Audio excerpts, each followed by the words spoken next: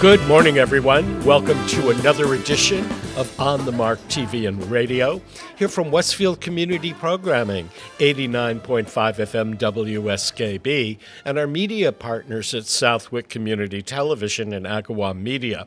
I'm your host, Mark Auerbach, and on this new program, our first guest is Dr. Kevin Coughlin, who's a dentist well known to many of you in Greater Westfield. He's a regular guest on our Tuesday program, Wow, It's Tuesday, with Bob Plass. And I'm glad that he can join me this morning. We know each other. He's my dentist, and he runs Ascent Dental Care, which we'll talk about in a second. But when we were last talking earlier in the summer, he was talking about an uptick in oral cancer in men, and that's going to be our prime focus. But first of all, Kevin, it's great to see you. Thank you. Thank you very much. It's an honor to be on the show. And in full disclosure, I may like you better than Bob. Okay. so we will tell him. Okay. Hopefully he's not watching this show. Okay. No, he never watches my show. Sometimes he's on it as a guest. My first question for you is, tell me a little bit about how you got into dentistry. And how you're an entrepreneur, you have an MBA in business, and how you've developed this network of dental practices in the area. Well, first, in full disclosure, it was your father and your uncle that introduced me to the dental field. They were my first employers, and they were my only employers. I was fortunate enough to not only have them as clinical mentors, but also as business mentors. And Gabriel and Milton, their two first names, took me on when I just came out of school, and they were instrumental in not only clinical knowledge, but business knowledge. It just so happened that at a very young age, your uncle and your dad were getting on in age and were looking to slow down and were considering retirement. So before I even knew anything about business and before I really knew a heck of a lot about dentistry, I was a young man that had two senior, well-established doctors working for me because they sold their practice to me and technically became employees. And it dawned on me immediately that the business of healthcare, not just dentistry, but the business of all healthcare was going through a transition, and that the public was looking for evening hours, Saturday hours. Typically back in the early 80s, most doctors had weekends off. Most doctors did not work Wednesdays. And I saw that there was a demand for evening, weekends, and Wednesday appointments. And then it just grew from that, Mark. And fortunately, it's worked out for me, not just clinically, but financially. But you have an entrepreneurial spirit about you that my father and uncle never had, and a lot of people in the healthcare industry don't have. You know how to run a business and have the business ahead of the growing trends, whereas a lot of doctors and dentists kind of report to the healthcare business and they don't really move forward in new ways. How did the business skills come to be? It was out of necessity. Again, at age 24, I had approximately 35 employees. I had 5 dentists, as I don't like to say working for me, but working with me. And I immediately had to learn sales, marketing, management. And as I grew from one office to 15 offices and from 6 employees to 270 employees, I immediately realized that there was a huge business component. And like in all things, there's that conflict between being a business person and being a healthcare provider. And I learned many, many years ago, you have to mix the two. But in my opinion, healthcare has to come before business. But if you're not a good businessman or a good businesswoman, I don't think you can treat and care for your patients adequately because the financial means aren't there, and also that ability to provide better care and better service. The expense of small businesses today is enormous. The stress and strain on small business owners is enormous. And unless you have good policies and procedures in place, whether it's healthcare or any kind of business, I think the care and treatment will suffer. So it was out of necessity, but most good business decisions, in my opinion, are common sense. You treat the patient's needs first, and that usually, if you do a good job, will take care of the business. I think our last year, we had 116,000 patient visits. So you can imagine how important it is to have the appropriate quality controls and quality procedures in place. And believe me, I'm the first one to say we still make mistakes every day. We're not perfect. And the more employees you have, the more team members you have, the more difficult it is to manage. And at this point, after 41 years, you'd think I'd have it down perfectly, but I'm still learning and we're still trying to improve. Do you have people helping you on the business side of things, or are you the one that really has to supervise all of it? I would tell you, out of all the things that I've done in the business of dentistry, probably the most proud I am of the team members or employees. The majority of the people in my practice have been with me in excess of 10 to 15 years, which is almost unheard of in today's marketplace. So I'm either very lucky or I'm doing things correctly. But by having people who have been there long term, they know what the clients or patients want. They know how to manage. And quite honestly, it's in autopilot most of the time. So I think I can take credit in the beginning stages, but right now I would give credit to my support team that have been with me for decades. Yeah, and just so people that are listening that might not know about Ascent Dental Care, where are the offices and how can they get more information? Well, we currently have four locations in East Longmeadow and Longmeadow, Massachusetts. Uh, the Ascent Dental is a relatively new brand. I had started with Bay State Dental Care back in the early 80s, and I sold that company to a venture capital group called Dental Care Alliance. And it's an excellent group, and they have an excellent reputation, but I'm no longer associated with that. I elected to move on and start a different brand in different locations.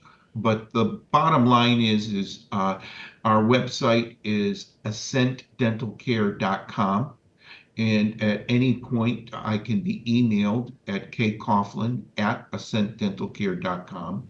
And, whether it's TV, radio, a combination of both, for a dentist, I probably do more marketing than certainly the majority of dentists in this area. So hopefully it isn't difficult to find myself and my team members. How did you choose the name Ascent? In my mind, it means to climb higher and farther. What made you pick that name for your That's the company? definition. When I sold Bay State Dental, I also sold the rights to that name. And don't take this out of context, but I always said A came before B.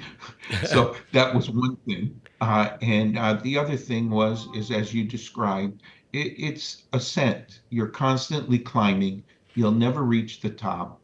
And I would be a hypocrite if I said I know everything. As my kids would say to me, Dad, how come you're taking another course? You've been doing this for 41 years. Should you know everything? And I have learned that there's someone always a little smarter, someone who has more knowledge, and I continually pick up new things every time I go to another course. And I think that's true of most healthcare providers. You got to stay active and you've got to stay on top of things because the change is rapidly. In particular, what we're talking about today, which is oral cancer. and how that's changing, and how people, in my opinion, in my own clinical practice, aren't aware of these changes and the significant effects it can have on their personal lives. So, switching gears here to oral cancer in men, there's a significant rise in it nationally. And I tried to get a little bit of information on it, but the lifetime risk of developing oral cancer is about 1 in 59 for men and 1 in 139 for women. And the highest rates of it in men, from what you had told me, were 50 plus in age. And these are guys that were not vaccinated for the HPV virus. Today, most children are. It's just a matter of their vaccine regimen. So, this rise, what is it caused by, and how do you get screened for it, and what kind of treatments are there? Well, I'd like to say, since this is public radio and TV, the first step is every individual should do a self-examination at least once a month. That self-examination can be done in front of a mirror with either a flashlight or a well-lit area. You should be looking for any lumps or bumps that don't create pain. You should be looking for any red or white lesions that don't create pain. And these lumps, bumps, red or white lesions are having a duration of 2 weeks or greater. Most of the things that an individual patient or dentist will see are primarily caused by trauma, whether it's pizza crust, a coffee burn, a soup burn, trauma from a knife or a fork. But the key is with oral cancer, generally there is no pain, whereas typically with some kind of trauma, the patient would have pain. So when a patient tells me they have pain in their mouth, I feel a little more relaxed. When I see an ulcer in the mouth and they tell me it doesn't hurt, I get a little more concerned. When I see that that ulcer, lump, bump, red or white lesion is of a duration of 14 days or longer, we get a little more concerned. And if we were to follow the protocol, if that lesion is still present after 14 days and we cannot make a specific diagnosis, either the entire lesion or a piece of that lesion should be biopsied. That dentist will take a little piece of that tissue. It gets sent to an oral pathologist at one of the area hospitals or educational facilities. And generally within 4 to 10 days, the cells are looked at and they'll be determined to either be precancerous, cancerous, or non-cancerous. So self-examination by the patient once a month, specifically looking for lumps, bumps, red or white lesions, or ulcerations that don't hurt. The second would be your dentist evaluating you at least every 6 months. That dentist or dental hygienist will many times have a variety of tools to help, or devices to help make the diagnosis of precancer or cancerous lesions. One of the common devices is called a Velscope, and basically it's a fancy LED light that illuminates precancerous cells that wouldn't be visible to the normal eye or normal inspection. And that Velscope has no pain or discomfort, and it's a good screening tool. I think more important for the public to realize, and you touched on it, is what they call HPV, which stands for the human papillomavirus. It is the most common by far sexually transmitted disease. When you hear HPV or human papillomavirus, you should understand that there's between 100 and 200 serial types of viruses that all fall under the category of HPV. Out of those 100 to 200 types of viruses, only roughly at this point 9 of them are associated with oral cancer or mouth cancer. And you touched on the Gardasil vaccine, which is typically given somewhere around the age of 9 to 12 years of age. And some of the things that the pediatricians are finding is people are more likely to vaccinate their daughters than their sons. But in both cases, this virus can lay latent up to 10 years. So if you were sexually active in your teenage years and you assume that nothing has occurred and you're completely healthy later on in life, that virus could still be living in your body. And the combination of alcohol, tobacco type products that could trigger this virus to create the oral pharyngeal or mouth cancers. We're not sure, but it seems like in the majority of cases, the virus will clear the human body on its own. But in a certain percentage of cases, the body doesn't clear it, and certain environmental stimulus will increase the chance of cervical cancer in women and oral cancer in women and men, significantly increased by oral sex, all kinds of sexual acts that may cause saliva or the virus to slough off and enter into the human being. And right now, I think the data is fairly strong that your sons and daughters, somewhere around age 9 to 12, would probably benefit from having the Gardasil vaccine. It's generally an intramuscular injection, and usually it's 2 to 3 injections over a 6 to 12-month period. Okay, Kevin, we're going to take a very quick break to acknowledge our underwriters. Peter Coles is our chief engineer today. We're chatting with Dr. Kevin Coughlin, and we will be back after these messages, so don't go away. Support for the community programming of WSKB is provided by the Dunkin' Donut Shops of Westfield and the Sardinia family. It's nice to know that even as the world changes, Dunkin' Coffee remains the same at 7 convenient locations throughout Westfield. Hi, it's Bob Plass, and I have Wow, It's Tuesday every Tuesday, 6 to 8. Wow, it's Tuesday. Community Radio 89.5 WSKB. I did it! Live from Studio 120 at Westfield Technical Academy, this is WCPC Channel 15 and 89.5 FM, WSKB Westfield. Welcome back to On the Mark, everyone. I'm Mark Auerbach. Peter Coles is our chief engineer. If you've missed a part of today's program, or you want to watch it again or share it with friends, it's archived on YouTube under WSKB Community Radio. We're chatting this morning with Dr. Kevin Coughlin, and we're talking about oral cancer, which is on the rise in men over the age of 50. And Kevin, suppose you are to diagnose somebody with oral cancer. Do you treat it, or do you send those people to somebody else for treatment?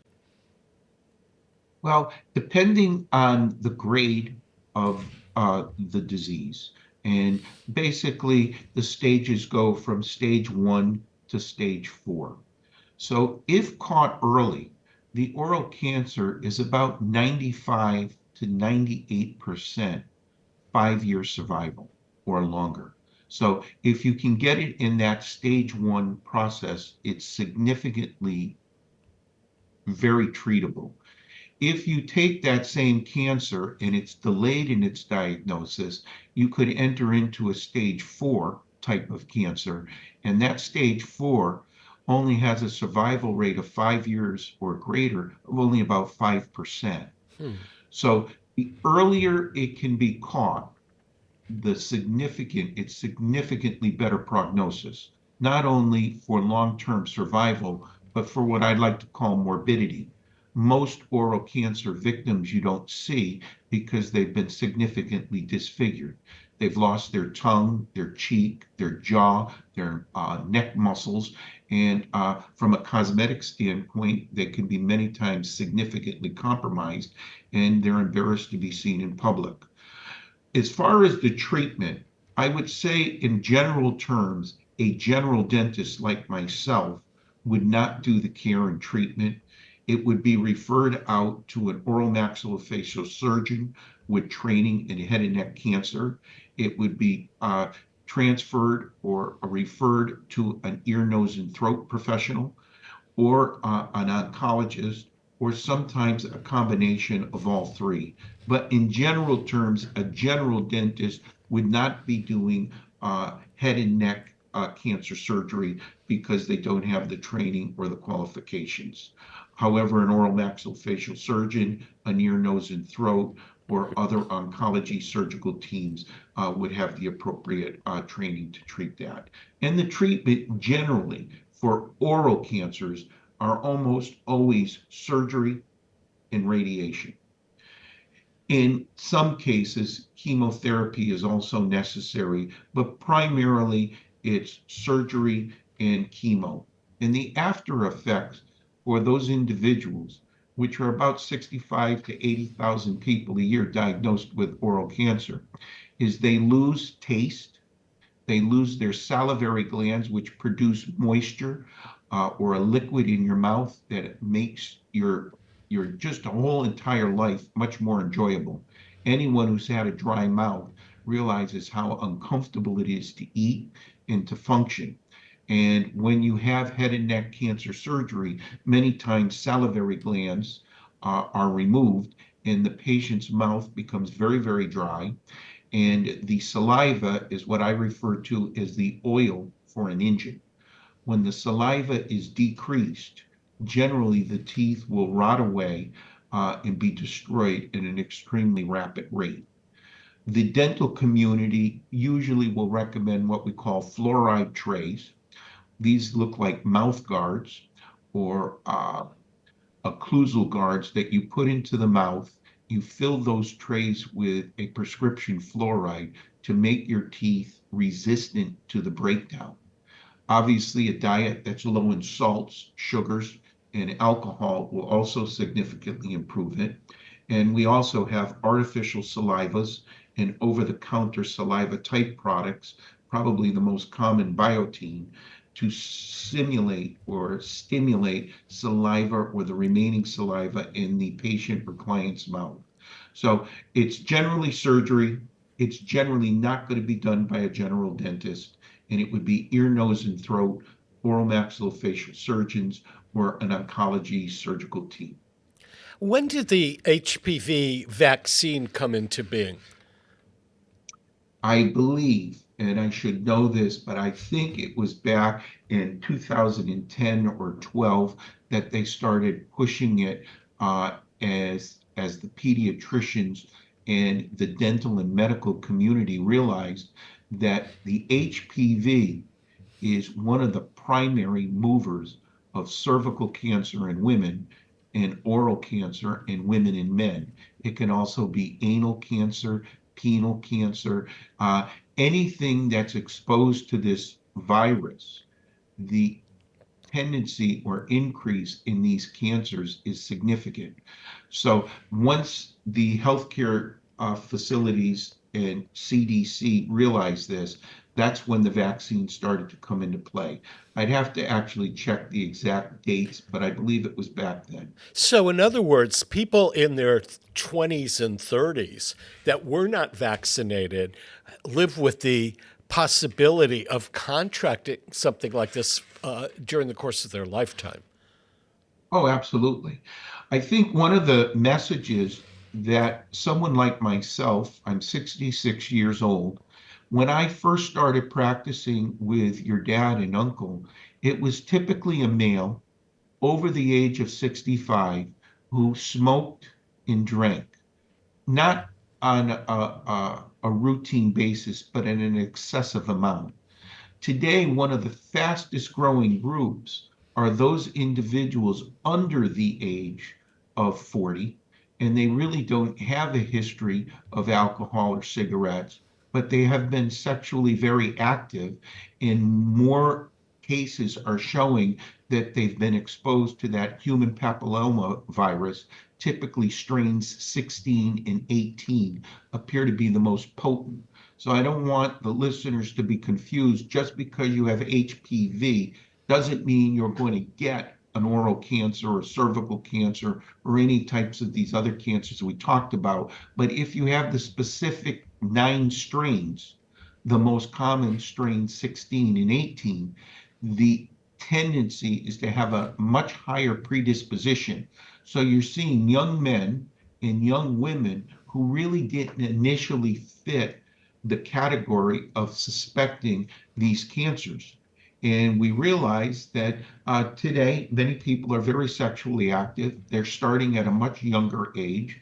And whether it's oral sex or intercourse sex or a combination of both, the virus is inoculating these mucosal tissues and increasing the chance that Mr. or Mrs. Smith now may have precancerous lesions that are going undetected unless they're doing self-examinations monthly and having a dentist check them at least twice a year. And again, a hygienist certainly can also do these oral exams. And I would like to think that most dentists are doing these exams, and sometimes we do it a little differently, but at Ascent Dental, I usually would say, Mr. and Mrs. Smith, for the next few minutes, I'll be palpating the neck, the floor of the mouth, the lateral borders of the tongue, the upper and lower floors of the mouth, the back of the throat, and the lips.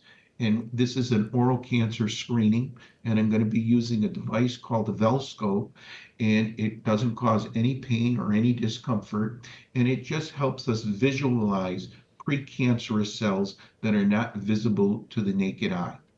And I'm informing Mr. and Mrs. Smith this because sometimes dentists and healthcare providers are poor communicators, and the patient's going, how come they're doing this? What are they doing this for? And if we can make that patient aware, then perhaps they'll be more cautious about their self-examination and bring it to their dentist rather than waiting 6 months, come in a little sooner and say, I have a suspicious red spot, white spot, or ulceration that doesn't hurt and has been of a duration of 2 weeks or longer. Thank you so much for sharing this with us. We're out of time, but I think this is an important health issue, and I hope that people that are watching or listening to Dr. Kevin Coughlin today will share this program with other people, because awareness of what this oral cancer is and ways to prevent it and get screened for it are really important, not just for you, but for your kids. So, Dr. Coughlin, it's always good to see you. Thank you so much for being here. Thanks. It was an honor to be on the show, and I appreciate the opportunity. Have a great day. Come back again, Kevin. I hope to. Thank you very much. Okay, take care. We're going to take a break to acknowledge our underwriters, and we'll be back with more On the Mark.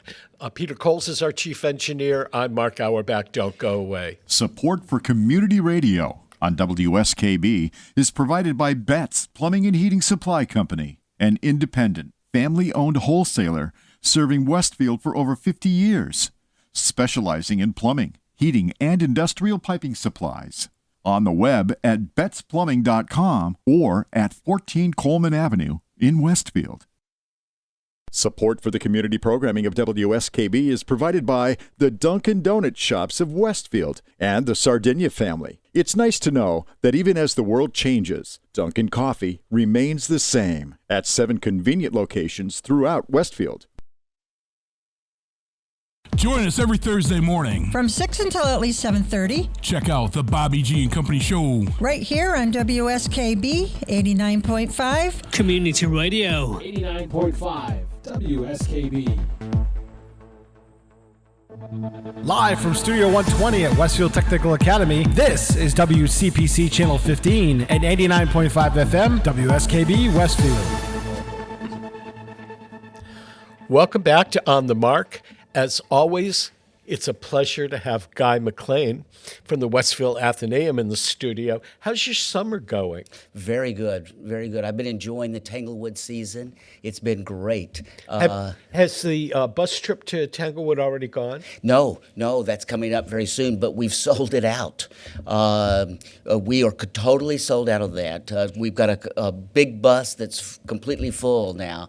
It should be a great program. We're going to the Saturday morning rehearsal, which I thought would be a very interesting experience for the people who are going on this tour, because it gives a chance for people to see the kind of behind the scenes, the preparation that goes into a work, and then also too they get to hear, because usually the Boston Symphony plays them most of the music through fairly consistently. So it's a great chance to hear the Boston Symphony prepare a program and get to hear some great music. And Yo-Yo Ma is going to be there, so that's an added treat. Wow. Yeah. I mean, I personally think it's more fun to go to a rehearsal because sometimes they stop. Yeah. Either the conductor says, we're going to take that again, or the guest artist goes, I want to do that again. And oftentimes there's conversation going back and forth where I don't like this, or that needs to be fixed, or Yes. needs to be changed. And you're kind of an observer for what it goes into to get a concert up and running. Right. People many times don't realize kind of the mechanics of how you put together a great concert, and that's one thing that's revealed in something like this. Because a conductor will stop and say, I think the violins should, be a little quieter in this section. Can the cellos come up a little bit? And you hear those little adjustments, and you get a sense of how a piece kind of comes together. Because even a piece that we've heard many times, different interpretations can bring kind of a new perspective on that piece. So I think this is going to be very interesting. And also another thing about this, they're going to do two works that a lot of people who are interested in classical music will know. They're doing Beethoven's Seventh Symphony, which is one of his great symphonies, a wonderful work. People will really enjoy that. They're also doing Schumann's Cello Concerto, a beautiful piece. But also on the program is a piece by a composer that probably most people have never heard of. His name is Carlos Simon. He's now the composer in residence for the Boston Symphony, so he's writing different pieces for the orchestra. And also, a composer in residence has two roles.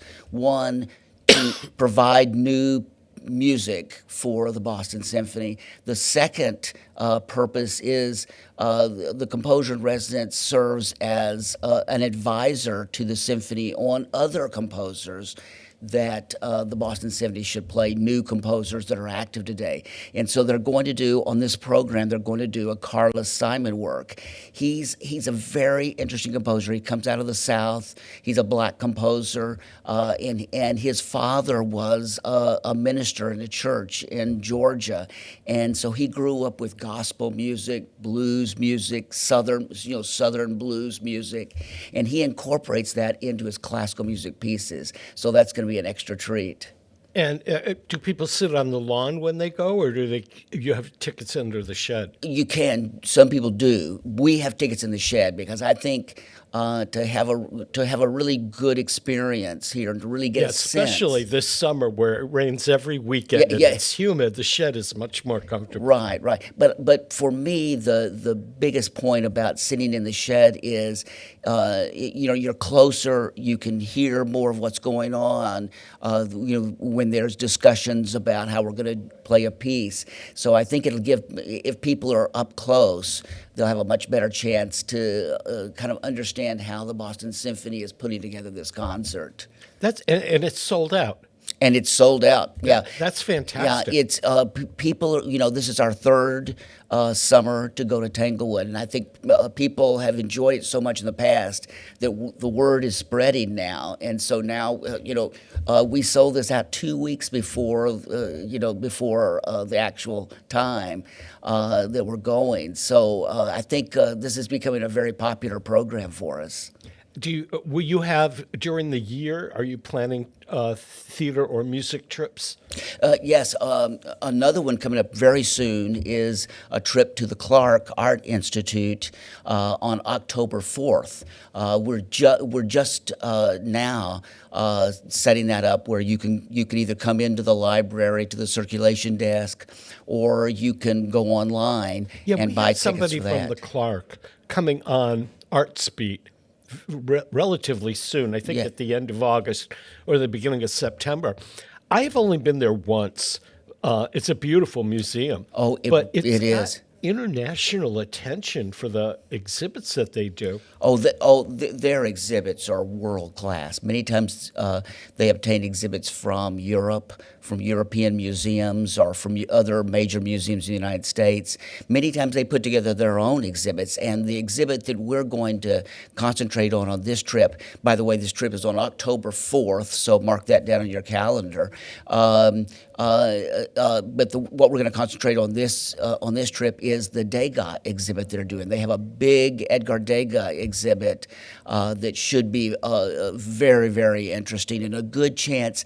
The reason they're doing this exhibit this year is because this is the 150th anniversary of the very first Impressionist exhibit, which of course Degas was a major figure in that exhibit. He participated in all the the Impressionist shows that were very controversial in Paris in the 1870s and the 1880s. And this first one took place in 1874. It was almost considered like an alternative, to the major, academic shows that were considered mainstream art in France at that time. And the Impressionists were kind of an alternative group, so they organized their own exhibits starting in 1874. And so this exhibit marks the 150th anniversary of that.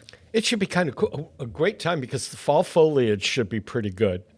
And it's awfully far to go on your own to Williamstown. Yeah, that's nice. That's one thing that's really nice about it is we provide the transportation. Also, too, on the bus you get a chance to meet other people who have similar interests to you. So you get to socialize. You get to walk around the exhibit with friends, and it's a great experience. And also, too, we're going to stop for lunch at the Red Lion Inn in Stockbridge before we go up to the Clark. So it's going to be a chance to have a nice lunch at the Red Lion Inn, take in the fall foliage, and see a great exhibit of art. I love the Red Lion. The garden bar and the bar downstairs are great, but I spent most of last week in the Berkshires and with a friend, and we sit in the rocking chairs on the porch and watched the world go by. It's something I always liked in the autumn, but this was my first kind of summertime doing it, and it was fun. Yeah, well, I think this would be a great trip. October 4th, it should still be fairly warm, nice weather, but we're thinking, especially in the Berkshires, we'll start to see a lot of the fall foliage. It should be a really beautiful drive up there, and the Clark. And you're absolutely right when you said the Clark is beautiful. The new wing that they added on. I don't know, were you there after the? Yeah. The new wing is absolutely beautiful, and that wading pool with the hills behind it and everything. It's a beautiful view. So once you get, you've done the art exhibits and maybe you're feeling a little bit of museum fatigue, you could just go walk out and sit on that beautiful plaza area by the wading pool there and take in the view. They also this summer have a lot of free concerts outdoors at the Clark, and they're screening movies. I almost drove up there a couple of weeks ago. They were screening The Umbrellas of Cherbourg, the Michel Legrand movie musical. Yes. Kind of unique movies that you just don't find that you could normally stream. And they have quite a following of people that just go up there to wander around. Yeah. Well, and that's one of the nice things about the Clark is because it's in this beautiful setting, right next to some hills. There's some walking trails that you can take from the Clark, and in fact, one of the walking trails takes you up. They have another building that they built just about 10 or 15 years ago, which they have some smaller exhibits in that's up on top of the hill. And so you can take this wonderful little path through the woods up the hill to this other little building they have up there. And a lot of people go to the Clark and don't go up to the little museum museum building that's up at the top of the hill. And I always feel that's a wonderful thing to do. You get outside, you get to spend a little time in nature, walking up the hill, and you're going through the woods as you do that, and then you get up there and you see another interesting exhibit there. So the Clark, it's a great place to visit. It should be a wonderful time for us. That's fantastic. So back in Westfield, as we roll into the final days of summer and into the fall, what are some of the things up and coming at the Athenaeum? Well, in addition to the Degas trip on the 4th, on the very next day, on October 5th, we have what we call History on the Go. And this is a collaborative effort that the Westfield Athenaeum cooperates with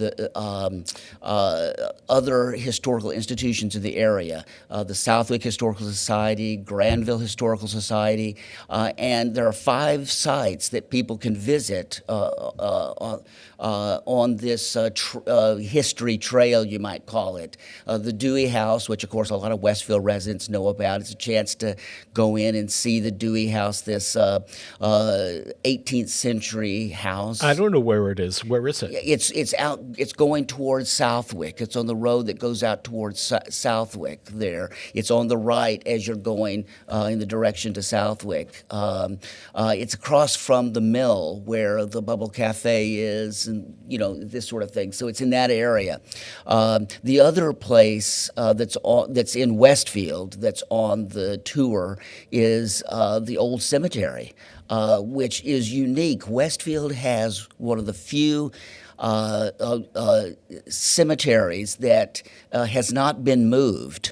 It's still in its location. The old burying ground. They have the guided tours of that. Yes. And various people in town impersonate the people that are buried there, because my friend Patrick Berry does that every year. Yes, and yes. Bob Plass, they're into getting dressed up. And for this event, they're not going to do that, but they're going to be open with interpreters there and this sort of thing. So that should be very interesting. And then you can run over to Southwick and to Granville to see the 2 sites there. So that's going to be very interesting. And we're adding a component. We did this last year too. We're adding a component this year that I think a lot of people will be very interested in, especially people who have lived in Westfield their entire lives, or their family goes back and they remember many of the older people. What we're doing is we're pulling out unidentified photographs from the collection. We have literally hundreds of unidentified photographs of people, of houses, streets, businesses that we don't know what it is. Somehow, the photograph made it to the archives, but no identification. But what we've been doing is we've been setting up projects for people from the community to come in, look through these photographs, and see if you could identify anyone. And the first time we did this, we actually identified quite a number of photographs, or people in them, or the street that it was on, or the businesses, or whatever in the photograph, right? So we're going to do that as well so as people are doing the History on the Go tour, they can also come in and after they've looked at the history exhibits, they can sit down with these photographs, look through them, and see if they can identify someone. So this should be it should be an interesting project. It's a lot of fun. I would think that people in the community, particularly older people, might remember a particular street or go, oh, my grandfather knew that person, or something like that. Well, and that's exactly what happened before. Some of the people who go back in Westfield history, go back time, said, oh, yeah, I remember that person. She was my 4th grade teacher, or I remember that person. He ran a business downtown. So we were able to identify a number of people, a number of businesses and streets with these unidentified photographs. So it's a fun activity for people to look through these old photographs, and it's a real help for my staff who are trying to provide historical information on these photographs that are part of our archival collection. That's fantastic. We should remind people that for information on what's going on at the Westfield Athenaeum, you should go to their website, which is westath.org. And you can also find the Westfield Athenaeum on Facebook.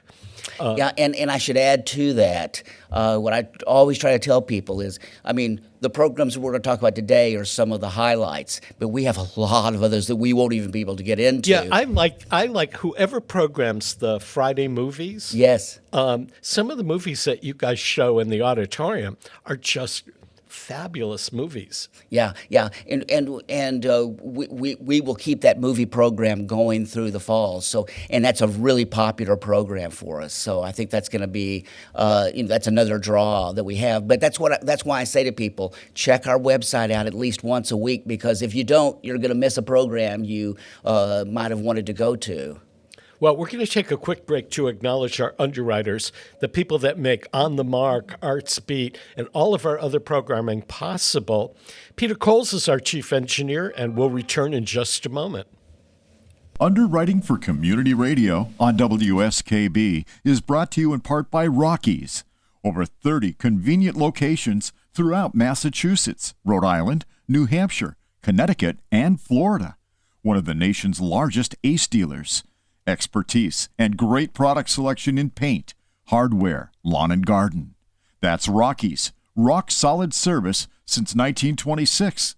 On the web at rockies.com. Support for the community programming of WSKB is provided by the Dunkin' Donuts shops of Westfield and the Sardinia family. It's nice to know that even as the world changes, Dunkin' Coffee remains the same at 7 convenient locations throughout Westfield. Listen to me, Michael Buster McMahon, Mondays 8 to 10 a.m. to learn the stories behind your favorite songs. Or don't. I'm not the boss of you. Community Radio 89.5 WSKB. Live from Studio 120 at Westfield Technical Academy, this is WCPC Channel 15 and 89.5 FM, WSKB Westfield. Welcome back to On the Mark, everyone. I'm Mark Auerbach. Peter Coles is our chief engineer. And we're spending this half hour chatting with Guy McLain from the Westfield Athenaeum. There's always a lot going on at the Westfield Athenaeum, from exhibits to movies to trips. And it's also your local library. So you have books, videos, and all of that good stuff, and a lot of Westfield history. Yeah. We have a new exhibit. Another thing that's coming up this fall is a new history exhibit. We are in the process of organizing an exhibit on Victorian fashion, and a special feature of this exhibit. We'll be showing some of the beautiful Victorian dresses, but we're adding another component that I think people will find very interesting: Victorian underwear. Because the Victorians, they had literally dozens of layers that they wore. I mean, in fact, you had to put your shoes on very early on in the process of getting dressed because you had so many layers that you couldn't get to. By the time you got everything together, you couldn't get to your shoes. So it's going to be very interesting. We're going to have a display. It's amazing. In our artifact collection, we have corsets, we have the crinolines, the bustles. So we're going to have a fashion show? We do have a speaker coming in as well who dresses in the Victorian dresses and talks about how all the components putting together. And the process of getting dressed was so complicated. I don't know how they did it. I just don't know. And also on top of this, as I've been doing research on this, it's fascinating because women would have a morning dress, and then they'd change into a walking dress for their afternoon walk, and then when they came in from their afternoon walk, they'd change into an afternoon dress where they would greet people. Usually other women would come over and visit at that time, and then again, another change into a dinner dress for the evening. And just thinking, I mean, it's not like us today where we can just slip something on and off. That time it was an ordeal to go through the process of taking everything off and then putting all these layers back on. So it should be a very, very interesting show, and a chance to see all kinds of interesting underwear, as well as dresses and purses and shoes. And what about the guys? Is there menswear from Victorian? We're not. With this exhibit, we decided to concentrate on women's fashions for the most part, because the Victorian dresses are just so beautiful. We had so many of those we wanted to show, and all the underwear and the accessories. And so we decided we just didn't have room really to show men's fashions. And men's fashions were not quite as varied. They didn't change clothes 10 times a day. No, and they basically wore suits. They would wear formal suits, but the variety is not as great. So we thought we decided we should concentrate on women's fashion. So you got to wonder, Guy, did they have help to do the laundry? Because if you wore 4 different dresses a day with multiple layers, plus multiple layers of underwear and stockings, who did the laundry? Oh, yeah. Every middle class and upper middle class home had a whole host of servants. And many times the woman of the house needed a maid to help them get dressed. It was that complicated. You needed assistance just to change clothes. And so, yes, they definitely had servants that were very much a part of the process. And it's very interesting, too, the different classes. The working class dressed in a very different way than the middle class and the upper middle class, the wealthy, which is, today, you can't tell how much, how wealthy someone is by what they wear. In the Victorian era, you certainly could. And so that's another interesting feature of this exhibit is we do have a kind of what you might call a working dress, a dress that might be worn by a woman who might be a maid or working in a factory or something at that time. So we'll show that as well. But there'll be a lot of really, really beautiful dresses in this display, and it should be very interesting. So when does this exhibit open?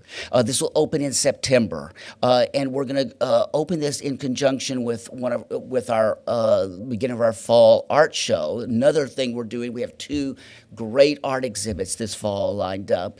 The first one is the artist Ron Michaud, who was a professor who taught in the art department at Westfield State, and then later on went on and taught at UMass. But he's still a very active artist to this day. He's retired now, but he's still very active, and he does these wonderful paintings. He's going to do a series of paintings, which he calls The Road to Dana. Dana was one of the towns that was destroyed, was flooded when the Coughlin Reservoir went in.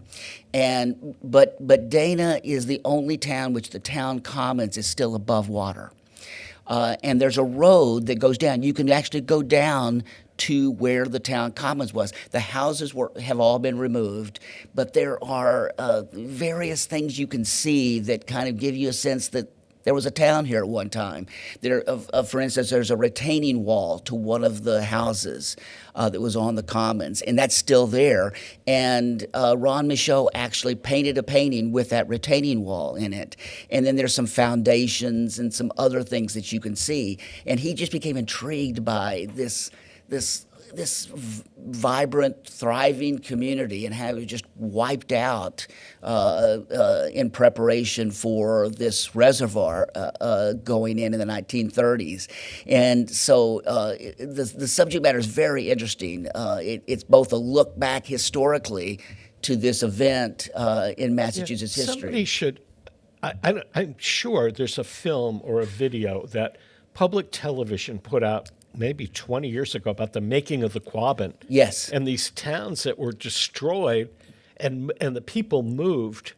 I guess the state took it by eminent domain. Right. To build the Coughlin. And the Coughlin is a necessity for drinking water in Boston. Absolutely. And, we can understand why they needed to build this reservoir, but 4 towns were completely decimated by this. And there's books that have been written about this whole process of basically destroying these towns. And there were parties. People would have, end of the town parties. On the last few days that you could still be in the town before they started tearing everything down. So it's an intriguing story. It's an interesting story, and he does these very large landscape paintings showing this road that goes down into the town. And then also another interesting thing about this exhibit is his style of art is very unique. He paints these paintings in kind of a pointillistic style, the little dabs of paint in different colors. And once you stand back, the picture comes together, but you get close and it breaks up into all these little dabs of paint. So both the subject matter and the style of art is fascinating. It should be a very interesting show. And we have an opening reception. You can come meet the artist on September 12th, 6 o'clock in the evening, 6 to 8.